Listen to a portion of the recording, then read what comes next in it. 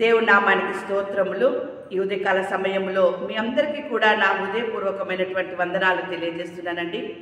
ఈ దినము దేవుడు మీతో మాట్లాడుతున్నటువంటి ఒక మాట, ఆ మాట ఏంటంటే మత్తయి సువార్త 13వ అధ్యాయము 45, 46 ఈ 2 వచనాలలో మీకు తెలియజేయబడుతూ ఉంది. ఆ మాట ఇక్కడ ఉంది చూడండి. మరియు పరలోక రాజ్యము మంచి ముత్యములను కొన వెతుకుచున్న వర్తకుని పోలి ఉన్నది. అతడు అమూల్యమైన ఒక ముత్యమును కనుగొని పోయి తనకు కలిగినదంతయు అమ్మి దాన్ని కొనును. దేవుని బిడ్డలారా, ఇక్కడ పరలోక రాజ్యమట ఒక విలువైనటువంటి ముత్యమును వెతుకుచున్నటువంటి వర్తకుని పోలి ఉన్నది. ఆ వర్తకుడు ఏం చేశాడట? అమూల్యమైన ఒక ముత్యమును కనుగొని పోయి తనకున్నదంతా కూడా అమ్మివేసి దాన్ని కొన్నాడట. ఇక్కడ 2 మాటలు దేవుడు మనకి తెలియజేస్తూ ఉన్నాడు. పరలోక రాజ్యము ఒక మంచి ముత్యమును కనుగొన్నటువంటి వర్తకుడిని పోలి ఉన్నది. ఆ వర్తకుడు ఆ ముత్యమును కనుగొన్నాడు. అది కనుగొని వెళ్ళి తనకున్నదంతా కూడా అమ్మేసి ఆ యొక్క ముత్యమును ఆయన కొన్నాడు. దేవుని బిడ్డలారా, జాగ్రత్తగా ఆలకించండి. ఆ ముత్యము ఎవరో కాదు, మీరే, మనమే ఆ ముత్యము. ఆ వర్తకుడు ఎవరో కాదు, నజరేయుడైన యేసు తనకు కలిగినవి అన్నీ కూడా అమ్మి నిన్ను కొన్నాడు. ఎందుకు మనకి ఇంత విలువ? ఎందుకు దేవుడు నీకు అంత విలువ ఇచ్చి ఉన్నాడు అంటే, దేవుని బిడ్డలారా, మనము లేదా నీవు ఆయనకి విలువైనటువంటి వాడవు, విలువైనటువంటి దానవు. దేవుని బిడ్డలారా, చూడండి, వాక్యం సెలవిస్తూ ఉంది. అతడు అమూల్యమైన ఒక ముత్యమును కనుగొని. దేవుని బిడ్డలారా, కూరగాయలకి వెళ్తాం. సపోజ్ అక్కడ ఒక వంకాయలు ఉన్నాయి అనుకుందాం. ఒక గుంపు, ఒక పెద్ద ఎత్తున ఉన్నది రాసిపోసి. ఆ వంకాయలో మీరేం చేస్తారు? ఏరుతా ఉంటారు. మంచివి చెడ్డవి ఉన్నాయి ఇందులో, ముదురుపైనవి లేతవి ఉంటాయి ఇందులో అని చెప్పేసి అని మీకు నచ్చినవి లేతవి మీరు అందులో నుండి కొన్ని తీసుకుంటారు. అన్నీ ఒకటేసారి ఆ యొక్క తట్టలో పెట్టేసి ఆ యొక్క రాజులో పెట్టొచ్చుగా. ఎందుకు అందులో మీరు ఏరుతున్నారు? మంచివి కావాలని కదా మీరు ఏరేది. మీకు కూర మంచి టేస్ట్ రావాలని, మీకు రుచిగా ఉండాలని, మీకు కడుపు నిండాలి అనే కదా మీరు చేసేది. దేవుడు కూడా నీ విషయమై ఈరోజు నువ్వు దేవుని బిడ్డగా, విలువైనటువంటి స్త్రీగా, విలువైనటువంటి పురుషుడిగా, కుమార్తెగా, కుమారుడిగా నీవు ఉంటున్నావంటే ఆయన నిన్ను కనుగొని ఉన్నాడు. దేవుని బిడ్డలారా, ఎవరికి లేని అటువంటి గొప్ప స్థితిని ఆయన నీకు ఇచ్చి ఉన్నాడు. అదేంటో తెలుసా? తనకున్నదంతా కూడా అమ్మివేసి ఉన్నాడు. తనకున్నదంతా కూడా ధారాళంగా ఇచ్చి ఉన్నాడు. ఏ మాత్రము తనలో ఏది కూడా ఉంచుకోకుండా నీ కొరకు సమస్తమును కూడా ఆయన దానికి సమర్పించి ఉన్నాడు. దేవుని బిడ్డలారా, ఆ ముత్యం కావాలి నాకు అని విలువైనటువంటి ఆ ముత్యము కనుగొన్నాడు. ఆ విలువైన ముత్యము నీవే. నీవు విలువైన వాడవు, విలువైన దానవి. ఎలా నీవు విలువైన వాడవు, విలువైన దానవి అని నువ్వు అనుకోవచ్చు. దేవుని బిడ్డలారా, దేవుడు ఒక మాట మాట్లాడుతున్నాడు.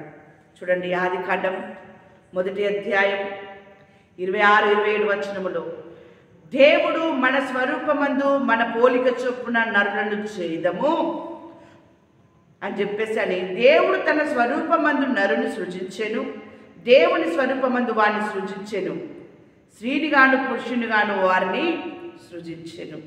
దేవుని యొక్క పోలిక నీవు, దేవుని యొక్క స్వరూపము నీవు. అది స్త్రీ కానీ పురుషుడే కానీ ఆయన విలువైన వాడు, ఆయన ఉన్నతమైన వాడు. ఆయన అత్యున్నతమైనటువంటి వాడు దేవుని బిడ్డలారా. ఆయన గుర్తింపదగిన వాడు. అంటే అంత విలువైనటువంటి దేవుని పోలికలు నీవున్నావు.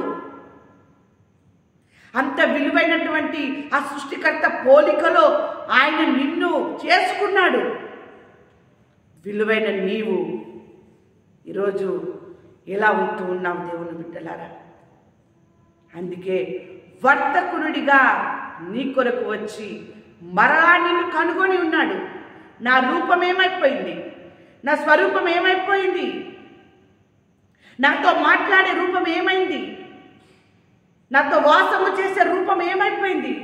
అది విలువైనది కదా అని విలువైనటువంటి ముత్యాన్ని కనుగొని దాన్ని కనుగొన్నటువంటి దాని కొరకు నీ కొరకు తన దగ్గర ఉన్నది అంతే కూడా ధారాళంగా ఇచ్చిన్నాడు. దేవుని బిడ్డలారా, అంత విలువైనటువంటి నీవు నీ జీవితాన్ని ఎందుకు వ్యర్థమైన ఆలోచనలతో వ్యర్థమైన తలంపులతో పాడు చేసుకుంటూ ఉన్నావు? సమయాన్ని ఎందుకు వృధాగా గడిపోనిస్తూ ఉన్నావు? దేవుని బిడ్డలారా, ఒక్క గడి అయినా నువ్వు మెలకువగా ఉండి ప్రార్థించలేరా? ఒక గడి అయినా నాతో మీరు మాట్లాడలేరా?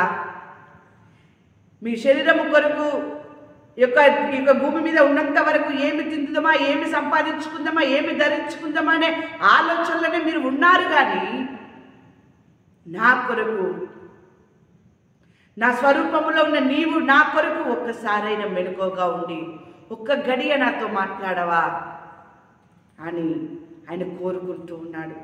నీ విలువ నీకు తెలియకపోవచ్చు, కానీ నిన్ను సృష్టించినటువంటి నీ దేవునికి నీ విలువ తెలుసు గనుకనే సమస్తము కూడా ధారాళంగా ఇచ్చి ఆయన నిన్ను కొనుక్కున్నాడు.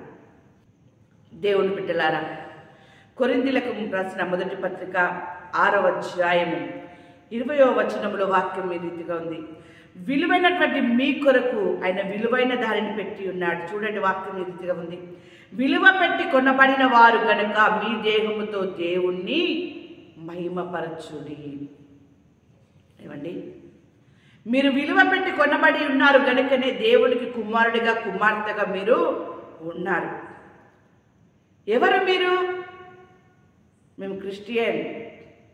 నీవు క్రిస్టియన్ అని చెప్పుకుంటున్నావు, కానీ క్రిస్టియన్ లాగానే బ్రతుకుతూ ఉన్నావా? ఈరోజు దేవుడు నీతో మాట్లాడుతూ ఉన్నాడు. తనకున్నదంతా కూడా నీకు ఇచ్చి, తనకున్నదంతా కూడా నీ కొరకు సమర్పించి ఆయన నిన్ను కొనుక్కున్నాడు. దేవుడు బిడ్డలారా, ఎందుకో తెలుసా? ఆయనని నువ్వు మహిమపరచాలని, ఆయనతో నువ్వు మాట్లాడాలని, ఆయనతో నువ్వు సహవాసం చెయ్యాలి అని. ఈరోజు వరకు నువ్వు సజీవ సంఖ్యలో ఉంటున్నావంటే, ఈరోజు వరకు నువ్వు ఆరోగ్యంగా ఉంటున్నావంటే, ఈరోజు వరకు నువ్వు క్షేమంగా ఉంటున్నావంటే, ఈరోజు వరకు నీకు మరణము దూరముగా ఉన్నది అంటే అది దేవుని కృప వలనే. ఆయన విలువైన దానిని నీకు ఇచ్చి, విలువల్ని కోల్పోయిన నీకు విలువనిచ్చి కొనుక్కున్నాడు. దేవుని బిడ్డలారా, నీవు ఆయనను మహిమపరచాలి, నీవు ఆయన నువ్వు గణపరచాలి, ఆయనతో నువ్వు సహవాసం చేయాలి. దేవుని యొక్క వాక్యం సెలవిస్తూ ఉంది. దేవుని బిడ్డలారా, మీరు విలువ పెట్టి కొనబడిన వారు గనక మీరు మనుషులకి దాసులు కాకూడదు. నువ్వు దేనికి దాసులుగా ఉండకూడదు. ఎందుకో తెలుసా? చూడండి, వాక్యం సెలవిస్తూ ఉంది. పేతురు రాసిన మొదటి పత్రిక 2వ అధ్యాయము 9వ వచనములో, అయితే మీరు చీకటిలో నుండి ఆశ్చర్యకరమైన తన వెలుగులోనికి మిమ్మల్ని పిలిచిన వాడి గుణాతిశయములను ప్రచురము చేయు నిమిత్తము ఏర్పరచబడిన వంశమును, రాజులైన యాజక సమూహమును, పరిశుద్ధ జనమును, దేవుని సొత్తైన ప్రజలనై ఉన్నారు. దేవుని బిడ్డలారా, అంత విలువ దేవుడు నీకు ఇచ్చి ఉన్నాడు. రాజులైన యాజక సమూహముగా నిన్ను చేసుకొని ఉన్నాడు, పరిశుద్ధ జనముగా నిన్ను చేసుకొని ఉన్నాడు. నీవు దేవుని సొత్తువు, నువ్వు విలువైన వాడవు, విలువైన దానము. నీవు దేనికి కూడా దాసులుగా ఉండడానికి వీలు లేదు. దేవుని బిడ్డలారా, విలువలేని నీకు విలువైనటువంటి ఆ దేవుడు తన విలువను మొత్తము నీకు ఇచ్చి ఉన్నాడు. తన దగ్గర ఉన్నది అంతే కూడా ఇచ్చి నీకు విలువను ఎందుకు ఇచ్చాడో తెలుసా? నా స్వరూపంలో నేను స్త్రీగాను పురుషునిగాను చేసుకున్నాను, నన్ను స్తుతించాలని, నాతో సహవాసము చేయాలని. దేవుని బిడ్డలారా, నువ్వు దేనికి దాసులుగా ఉండకూడదు. నువ్వు రాజులైన యాజక సమూహము. నీకు ఏది కావాలన్నా నువ్వు నీ దేవుణ్ణి అడుగు, ఆయనతో సహవాసము చెయ్యి, ఆయన నీకు ఇస్తాడు. దేవుని యొక్క వాక్యం సెలవిస్తాను. దేవుని బిడ్డలారా, ద్వితీయోపదేశకాండము 28వ అధ్యాయం 8వ వచనంలో, నీవు చేయు ప్రయత్నములన్నిటిలోనూ నీకు దీవెన కలుగునట్లు యెహోవా ఆజ్ఞాపించును. ఎవరికి నువ్వు దాసులుగా, దేనికి నువ్వు దాసురాలుగా ఉండడానికి వీలు లేదు.